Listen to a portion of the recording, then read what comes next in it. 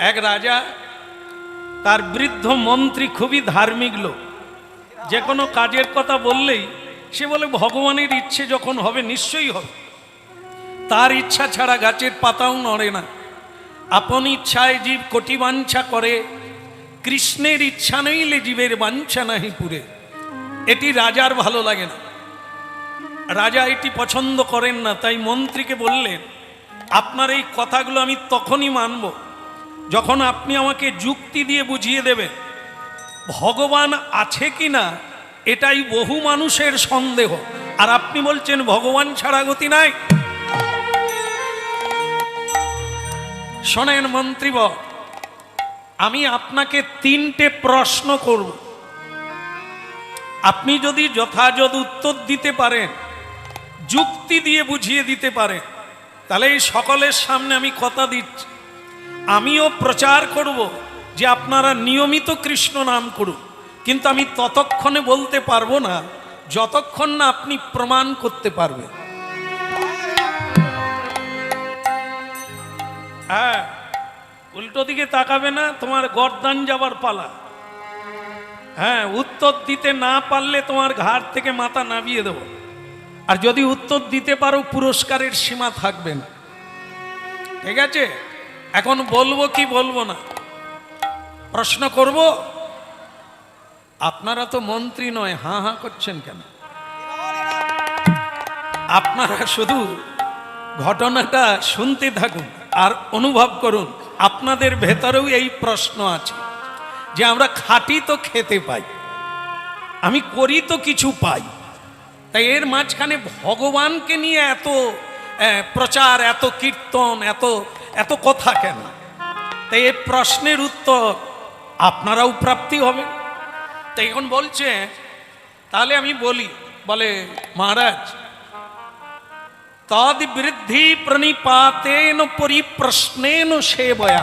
গীতা, শ্রীমদ্ ভগবদ গীতা, প্রশ্ন না হলে উত্তর হবে না, শুনতে না চাইলে কথা হবে না। সুতরাং আপনি প্রশ্ন তো অবশ্যই করবেন, আমি ভগবানের কৃপায় চেষ্টা করব। বেশ,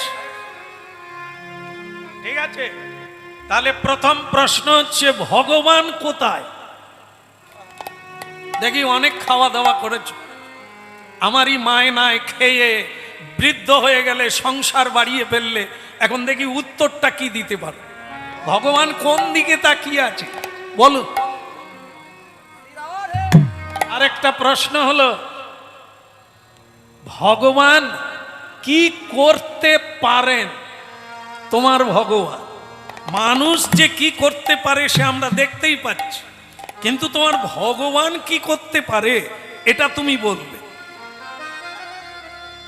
মন্ত্রী বলে, মহারাজ আপনার প্রশ্নগুলো ভালো, তবে এই প্রশ্ন করলেন আর উত্তর দিয়ে দেব হবে না।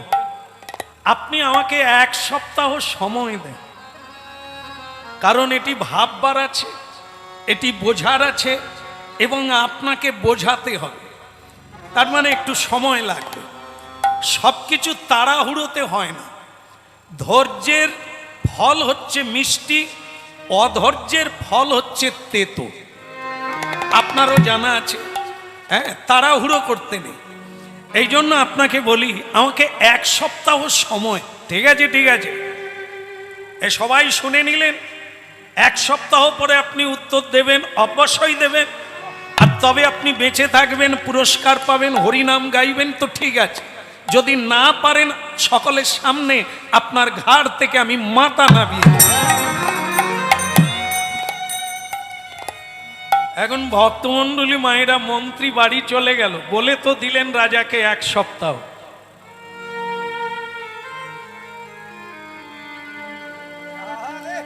ভাগবত পড়লো, গীতা পড়লো, উপনিষদ পড়লো, পুরাণ পড়লো, কিন্তু ঠিক উত্তর খুঁজে পাচ্ছেন। তার একজন ভৃত্য ওই মন্ত্রীর চাকর, সে মূর্খ, লেখাপড়া জানে না। সে রাজা এই মন্ত্রীকে বলছেন যে, বাবু আপনি কাঁদছেন কেন? তুই মাথা গলাস নি, সব পারবি না, শাস্ত্রও পড়িস না, অক্ষর জ্ঞান নাই। তুই আগে বলুন না বাবু, অনেক তো শুনে শুনেও জ্ঞান লাভ হয়, দেখেও তো জ্ঞান লাভ হয়। জীবনের সময়ের অভিজ্ঞতা কি কাউকে কিছু দেয় না? আপনি বলুন না, আমি আগে শুনি অন্তত। শুনবি? বলতো ভগবান কোথায় থাকে তোর মগজে আছে? সে চাকরটা বলে বাবু এই প্রশ্ন, এই নিয়ে আপনি টেনশনে পড়ে কিচ্ছু ব্যাপার না, এ আমি দিয়ে দেব। হ্যাঁ, তুই দিয়ে দিবি? আমি ঘুমোতে পারি না, খেতে পারি না, এত লেখাপড়া করে, এত পুঁথিপত্র পড়ে, আর তুই দিয়ে দিবি? বলে বাবু দ্বিতীয় প্রশ্নটা বলুন। বলতো ভগবান কোন দিকে তাকায়? বলে এটা তো আগেরটা কঠিন ছিল, এটা তো আরো সোজা। বলে বলছিস? বলে বলছি। বলে তারপরেরটা বলুন। তারপরেরটা তো ভগবান কি করতে পারে? বলে বাবু টেনশন করবেন না, হয়ে গেছে। আগে আমার মরার কথা ছিল, এখন বোধহয় তুইও মরবি। যা আমি মরে গেলে তুই আর কি খাবি, তার চাইতে দুইজন মরা ভালো। বলে বাবু সেই তো মরবো, না হয় তোমার জন্য গলাটা দেব, ক্ষতি কি? তাহলে আমি যাই বাবু, আজকেই তো সেই দিন। বলে হ্যাঁ রে বাপ, তাহলে তুই যা, তুই মরে যাবার পরে তো আমাকেও মরতে হবে, তুই যা, এগিয়ে যা। হ্যাঁ, এইবার চাকর কি করবে? তার যেরকম কাপড় চুপড় হয় আর কি, ওই ছোট একটা ধুতি হাঁটুর উপরে উঠে গেছে, সেইটাকে কাঁচা মেরে একটা গামছা কাঁধে ফেলে দিয়ে হরিনাম গাইতে গাইতে রাজসভায় গিয়ে পৌঁছে গেলে, হ্যাঁ, মন্ত্রীর ভৃত্য এসে সবাইকে বলছেন নিতাই গৌর হরিব। রাজা বলে কি কীর্তন গাইতে এলো নাকি? এখানে মন্ত্রীর আসার কথা, তাই এত লোকজন এসেছেন। হ্যাঁ, তার বদন থেকে আজকে আধ্যাত্ম বিদ্যা শুনবে। কিন্তু এ বেটা কেন? আগে প্রণাম মহারাজ, প্রণাম।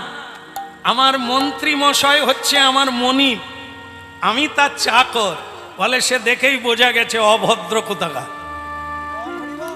এত গণ্যমান্য ব্যক্তি, মান্যবর্গণ আছেন, আর তুই হতভাগা একটা গামছা পরে ঢুকে গেলি। এই জন্য বলে এসব ছোট লোকেরা এই অসভ্যই হয়। আগে মহারাজ, আগে আপনাকে বলি, এই যে আপনি ভদ্র আর অভদ্র শব্দটা ব্যবহার করলেন, কি দেখে? ভদ্রলোক কাকে বলে? যার পোশাক ঝিকঝাক করছে। ভালো পোশাক পরলে যদি ভদ্রলোক হয়, তাহলে ও তো বাজারে কিনতে পাওয়া যায়। তাহলে ভদ্রতা কি বাজারে কিনতে পাওয়া যায়? ভদ্র অভদ্র ব্যবহারে বোঝা যায়। তোমার ব্যবহারই তোমার পরিচয়, পোশাকে নয়। তখন রাজা দেখলো, আগে ভেবেছিলাম পেটে কিছু নাই, এখন দেখছি এ তো আমাকেই খোঁচা মারছে। হ্যাঁ, তুমি ঠিকই বলেছো, এই কথাটা তোমার ভালো লাগছে। কিন্তু মন্ত্রী তোমায় পাঠিয়ে দিল কেন? বলে মহারাজ কিছু মনে করবেন না, আপনার প্রশ্নগুলো এত সোজা। মন্ত্রী বললেন যে আমার গিয়ে লাভ নাই, তুই গিয়ে দিয়া। শুনলেন আপনারা কি বলে বেটা? প্রশ্ন নাকি এতই সোজা। তা তোর মন্ত্রী এক সপ্তাহ সময় নিল কেন? আবার তোকে পাঠিয়ে দিল, নিজে আসে না মরার ভয়ে। তার মানে তুই মরলেই সে বেঁচে যাবে, ভাবলো কি করে? তাকেও মারবো আর তুইও মরবি। ভৃত্য বলে মহারাজ এখনো তো প্রশ্নই হলো না, মরার কথা আসলো কেন? মন্ত্রী মশাই আমাকে বললেন যে খুবই সোজা ব্যাপার, তুই গিয়ে দিয়ায়। আমারও প্রশ্ন শুনে মনে হলো কোনো ব্যাপার না, জলের মতো। বলে তোর কাছে জলের মতো? তাহলে বল। ভগবান থাকে কোথায়? বলে ও তো সম্পূর্ণ জলের মতো, এখুনি বলে দেব। বলে এটার জন্য মন্ত্রীকে বলার লাগে আমি যথেষ্ট। বলে তাহলে বল ভগবান থাকে কোথায়? বলে হ্যাঁ বলে দিচ্ছি, আপনি বরং একটা কাজ করুন। বলে কি? একটা টেবিল নিয়ে আসুন। রাজা বলে নির্ঘাত মরবে তো, এই জন্য খেয়ে মরবে। ঠিক আছে ঠিক আছে, কে আছিস? টেবিল নিয়ে আয় তো, টেবিল নিয়ে আয়। টেবিল এনে দিল। বলে মহারাজ টেবিল তো দিলেন, এক গ্লাস দুধ আনতে হবে। রাজা বলে আমার যেটা সন্দেহ হয়েছিল সেটাই, বেটা খেয়ে মরবে। ঠিক আছে ঠিক আছে, তাই হোক, তোর শেষ ইচ্ছা পূর্ণ হোক। এক গ্লাস দুধ নিয়ে আয়। দুধ আনা হলো। সকলের টান টান অবস্থা, প্রশ্নের কি হলো? এ তো টেবিল এলো, দুধ এলো, প্রশ্ন কোথায় গেল? আরে এই তো দুধ পাওয়া গেল, টেবিল পাওয়া গেল, এবার তুই উত্তর দে। এই সহজ আর সরল জলের মতো, তবে উত্তর দে, ভগবান কোথায় থাকে? বলে মহারাজ আপনাকে একটা কথা বলি, যদি কিছু মনে না করেন। ঠিক আছে ঠিক আছে, ভনিতা না করে বল। এই প্রথম জ্ঞানটাই আপনার নাই। হ্যাঁ, মরার আগে আবার আমাকে জ্ঞান দেয়। আমার প্রথম জ্ঞানটা কি? বলে আপনি বলুন তো। উপদেক্ষন্তি তে জ্ঞানং জ্ঞানীন তত্ত্বদর্শিন। যিনি উপদেশ করেন তিনি গুরু, তিনি সাধু, তিনি বৈষ্ণব। আর যে উপদেশ গ্রহণ করে সে হচ্ছে শিষ্য, গ্রহীতা। আর আপনি এইটার মানে বোঝেন না। গুরু যদি হয়, তার কাছ থেকে উপদেশ নিতে হয়, তা গুরু কোথায় বসবে? নিচে, শিষ্য বসবে ওপরে। আপনি এত কথা বলেন, এই তত্ত্বটা বোঝেন না।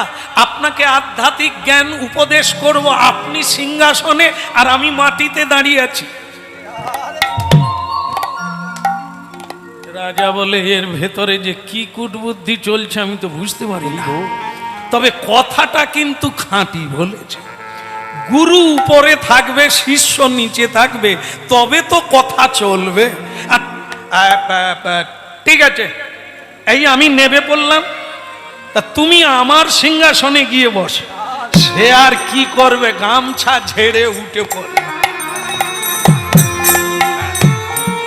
সিংহাসনে গিয়ে গামছা কাঁধে গিয়ে বসলো। অন্যান্য লোকজন ভাবছে এরপরে যে কি হবে বুঝতে পারি।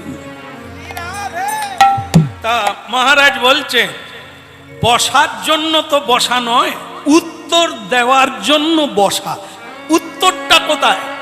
ভগবান কোথায়? আগে মহারাজ সেটাই তো চলছে। টেবিল এসে গেছে, দুগ্ধ এক গ্লাস এসে গেছে, এইবার আপনি টেবিলের কাছে যান।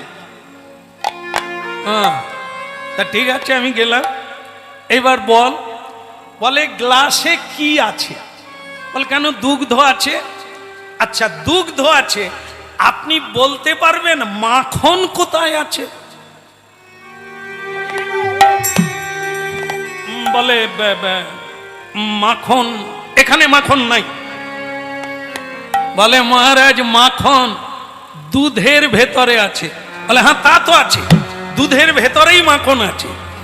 বলে তাহলে আমি যদি আপনাকে বলি আমি মাখন নিতে চাই, আপনি দিতে পারবেন?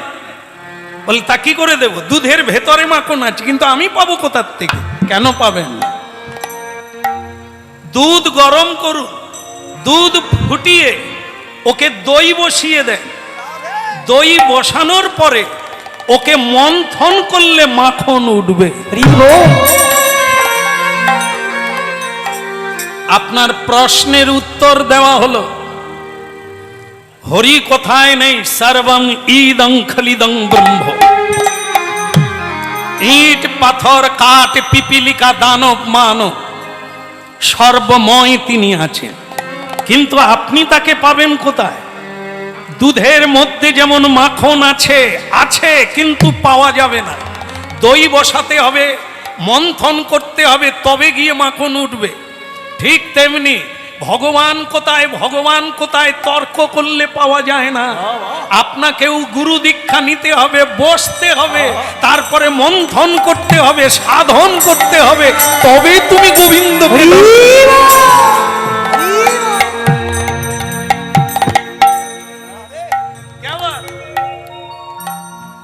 রাজা বলে আমি একে যা ভেবেছিলাম এ তো তা নয়, এ তো সাংঘাতিক জ্ঞানী। এ দেখো, তুমি কিছু মনে করো না বাবা, দেখে তো মানুষ চেনা যায় না, তার সঙ্গে ব্যবহার করতে হয়। তাকে বুঝতে গেলে অনেক সময় লাগবে, তাকে বুঝতে গেলে তার স্তরে আমাকে পৌঁছাতে হবে। ধন্যবাদ, ধন্যবাদ। আমি অভিভূত তোমার প্রশ্নের উত্তর শুনে, আমি খুব খুশি। যুক্তি দিয়ে একবারে প্র্যাকটিক্যাল দেখিয়ে তুমি বুঝিয়ে দিলে ভগবান ভগবান করলে ভগবান পাওয়া যায় না। ভগবান সবার মধ্যে আছে, ভগবান সর্বত্রে আছে। হ্যাঁ, ভগবান সব কিছুতে আছে, আছে বলেই তুমি দেখতে পাবে না, তাকে দেখার প্রক্রিয়া আছে। দুধে মাখন আছে, আছে বললেই পাওয়া যাবে না, তাকে মন্থন করতে হবে, এই সাধন করতে হবে, ভজন করতে হবে, বসতে হবে, তবে তো তুমি তাকে পাবে। ভালো লেগেছে? কিন্তু দ্বিতীয় প্রশ্নের উত্তরটা যদি তুমি দাও আমি খুব খুশি হব। বলুন, দ্বিতীয় প্রশ্ন হলো ভগবান কোন দিকে তাকান? তাকান, হ্যাঁ, তা তুমি এটা বলবে, এই সকল মানুষ টান টান হয়ে শুনছে, তারাও শুনবে, আর আমিও শুনে তোমায় পুরস্কৃত করব। তো বলে মহারাজ হয়ে যাবে, আপনি এই দুধের গ্লাসটা সরিয়ে নেন, নিয়ে একটা মোমবাতি নিয়ে আসুন। রাজা বলে এবার কি ঘরটর পুড়াবে না কি করবে রে বাবা? আর মোমবাতি নিয়ে এসো। মোমবাতি আনা হলো। তা বলে উত্তর কোথায় গেল? বলে ওর মধ্যেই আছে, মোমবাতির ভিতরে। আপনি একটা দেশলাই দিয়ে মোমবাতিটা জ্বালিয়ে দেন। বলে জ্বালানো হলো। জানালা দরজা বন্ধ করে দেন রাজপ্রাসাদের। জানালা দরজা বন্ধ হলো। এইবার তো বলো, হ্যাঁ, এইবার আপনি বলবেন মহারাজ আলোটা কোন দিকে যাচ্ছে? ঘরের মধ্যে মোমবাতি জ্বালা হলো, দরজা জানালা বন্ধ হলো, মোমবাতির আলো কোন দিকে যাচ্ছে?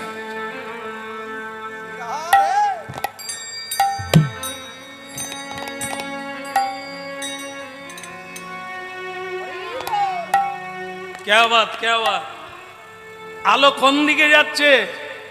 তো মহারাজ বললেন আলো সর্বত্রে ছড়িয়ে পড়েছে, গোটা ঘরে ছড়িয়ে পড়ে গেছে। বলে আপনার উত্তরও হয়ে গেছে।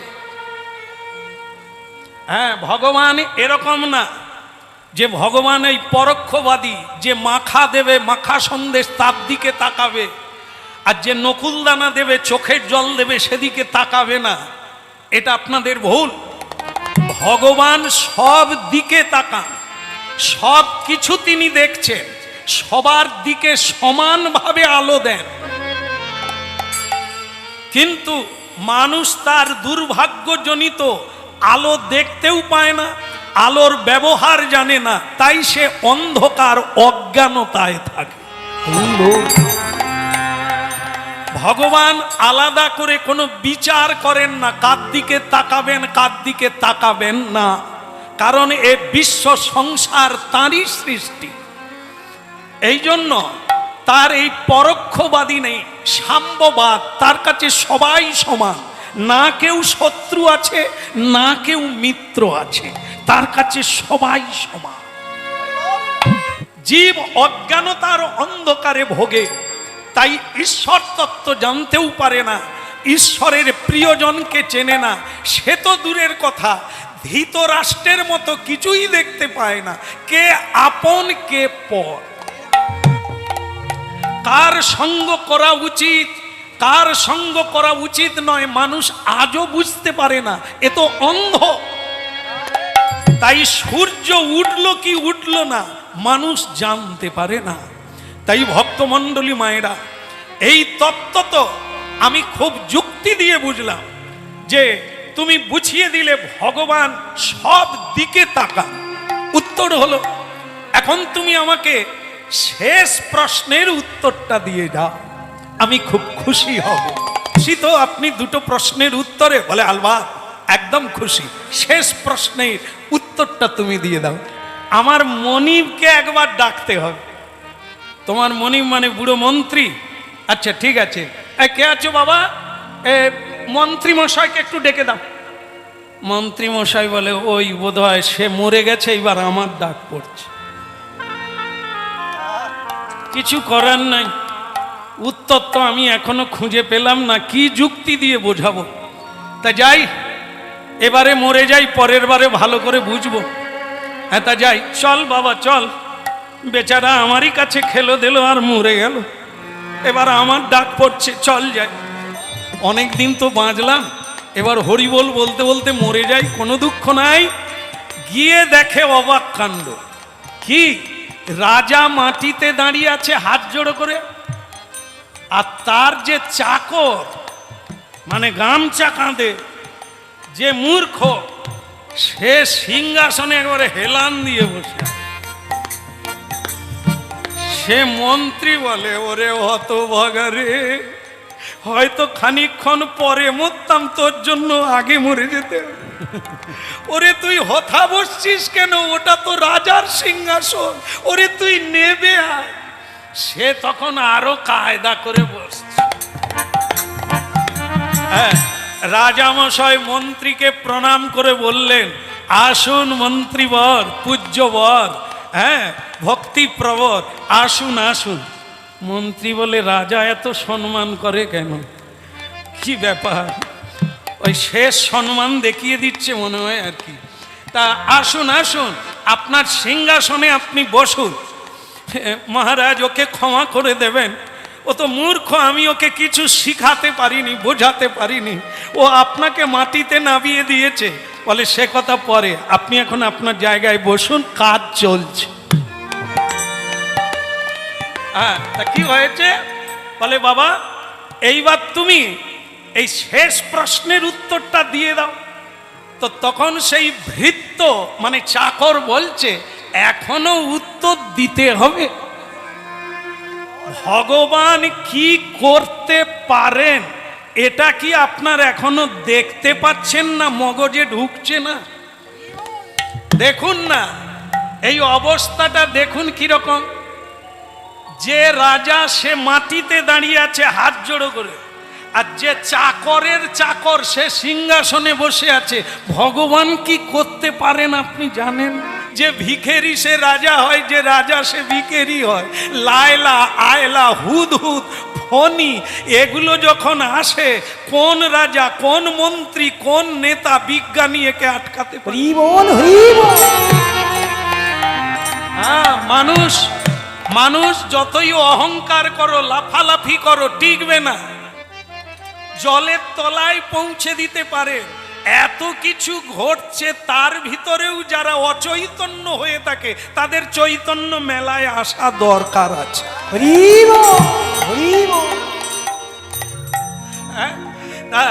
রাজা বলছে, এই কে আছিস? স্বর্ণমালা ফুলের মালা নিয়া, হ্যাঁ নিয়া, ওই নিয়ে এসে আগে এই মন্ত্রীর ভৃত্যকে মালা পরা। ভক্তমণ্ডলী মায়েরা তার গলায় মালা দিলেন, হ্যাঁ তাকে পুরস্কৃত করা হলো। কিন্তু চাকর বললে, এ সব কিছুর মূলে আমার মনিব, আমাকে না। এ তো অতি সামান্য কথা। এটা আমি মনিবকে অভয় দিয়ে বলেছিলাম যে পড়াশুনো লাগে না, লেখাপড়া লাগে না। কেউ যদি প্রকৃতভাবে ভগবানের চরণে শরণ নেয়, কেউ যদি সৎ মানুষের সঙ্গ করে, সে ঈশ্বর তত্ত্ব জানবে। তাকে বেদ বেদান্ত পড়ার লাগে না, তাকে পড়ার লাগে না।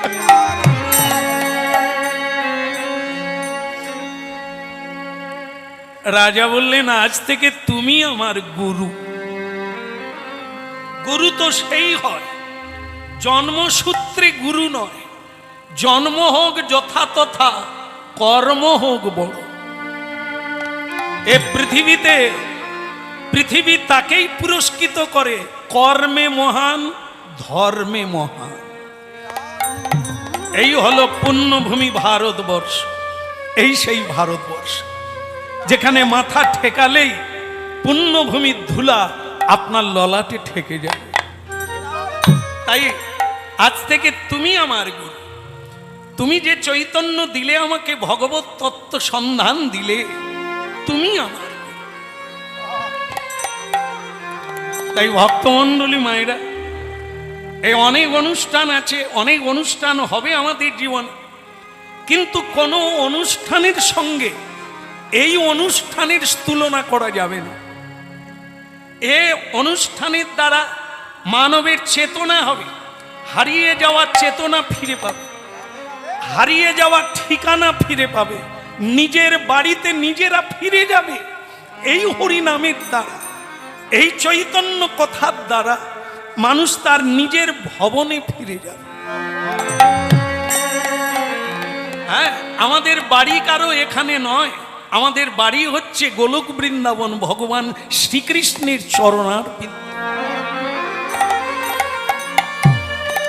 অনেক জন্ম ভুলে গিয়েছি, তাই আমরা হারিয়ে গেছি সংসার জঙ্গল।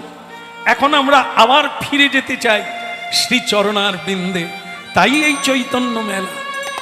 যে যেখানেই কথা শুনতে যান, এই যে তত্ত্বটা শুনলে, সব সময় এই স্টেজকে, এই মঞ্চকে, সাধুকে গুরু বলে ভাবতে হয়।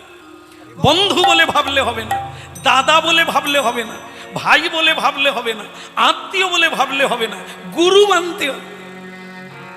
এই জন্য অর্জুন যখন ভগবানকে গুরু মানলেন, তখন গিয়ে গীতা উপদেশ দিলেন, তার আগে না। উনি বললেন, আমি শিষ্য হলাম আপনার, আপনি আমার গুরু, কি উচিত কি অনুচিত আপনি বলবেন। এই হরি কথা শোনার তাৎপর্য হলো এটাই, যেখানে আমরা জীবনকে ফিরে পাবো, তার জন্যই এই মেলা তৈরি করা, এই অনুষ্ঠান করা। মেলাতে মজা নেওয়ার জন্য নয়। এই খেলাম দিলাম, নানা জিনিস কিনলাম, এ মজা চৈতন্য মেলা বাদেও বহু মেলা হয়। এর বৈশিষ্ট্য হলো চৈতন্য সত্তাকে ফিরে পাওয়া। কে সেই চৈতন্য, কেন তিনি চৈতন্য হয়ে এলেন আমাদের হরিনাম দিতে, সেটা বুঝতে হবে। আর সেটা যদি না বোঝা হয়, এটা সাধারণ একটা মেলাই হয়ে যাবে। প্রতি বছর লোক বাড়বে, কেনাকাটা বাড়বে, ব্যবসা হবে, এটা মেলা হয়ে যাবে। চৈতন্যের মেলা হবে না যদি না মানুষের চৈতন্য হয়। এই জন্য এই মেলার উদ্দেশ্য হচ্ছে অচৈতন্য জীবকে চৈতন্য দেওয়া।